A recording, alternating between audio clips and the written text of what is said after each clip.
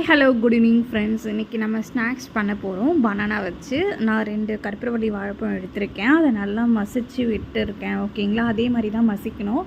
மசித்ததுக்கப்புறம் பார்த்தீங்கன்னா நான் white sugar வந்து 1/4 கப் எடுத்திருக்கேன். ஏன்னா நான் 1 கப்பு தான் வந்து மைதா மாவு எடுத்திருக்கேன். சரிங்களா, அதனால் 1/4 கப் சுகர் எடுத்திருக்கேன். சால்ட்டும் நான் இதில் ஆட் பண்ணிக்கிறேன். சரிங்களா, இதை நல்லா மசிச்சு விடணும். ஆக்சுவலாக இது வந்து ஒரு 1/2 hour ஆச்சு நல்லா ஊறணும். சரிங்களா, ஊறினா மட்டும்தான் வந்து நல்லாயிருக்கும். நம்ம செய்யும்போது ரொம்பவே டேஸ்ட்டாகவும் இருக்கும். ஓகேங்களா, இப்போது அந்த நான் தண்ணி ஆட் பண்ணேன் இல்லையா, அது வந்து கொஞ்சம் லைட்டாக ஆட் பண்ணிக்கோங்க. ஏன்னா மைதா மாவு இல்லையா, ஸோ அதனால் கொஞ்சம் கொஞ்சமாக ஊற்றி நான் இப்போ பண்ணிகிட்ருக்கேன் இல்லையா, அந்த பதத்துக்கே நீங்களும் வச்சுக்கோங்க.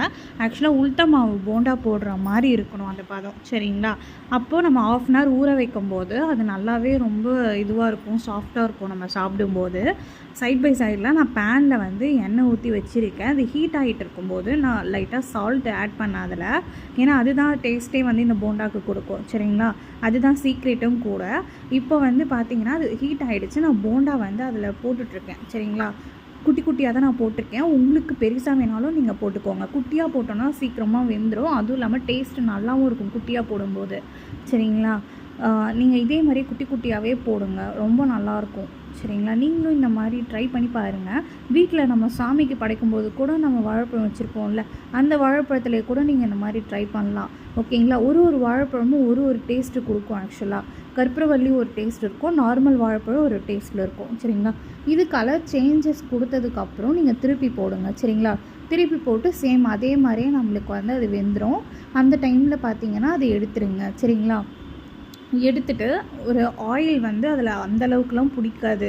ஸோ நான் வந்து என்னோடய தட்டில் வந்து நான் ஷீட் போட்டிருக்கேன், பேப்பர் தான் போட்டிருக்கேன், நார்மல் பேப்பர் தான். அதுக்கு மேலே தான் நான் எப்போவுமே ஆயில் ஐட்டம் எதாக இருந்தாலுமே பிளேட்டில் வந்து நாங்கள் பேப்பர் வச்சுட்டு அதுக்கு மேலே தான் நாங்கள் போடுவோம்.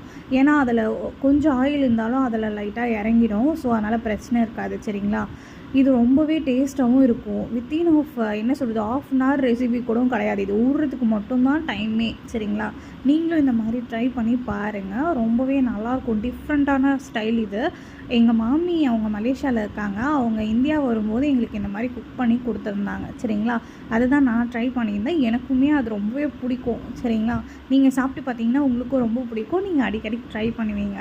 நீங்களும் ட்ரை பண்ணி பாருங்கள். ஈவினிங் ஸ்நாக்ஸாக வீட்டில் இருக்க எல்லாருக்குமே நீங்கள் இதை செஞ்சு கொடுக்கலாம். சரிங்களா, ரொம்பவே நல்லாயிருக்கும். பட்டாசு பத்திரமா வெடிங்க. Advance happy Deepavali. பபாய்.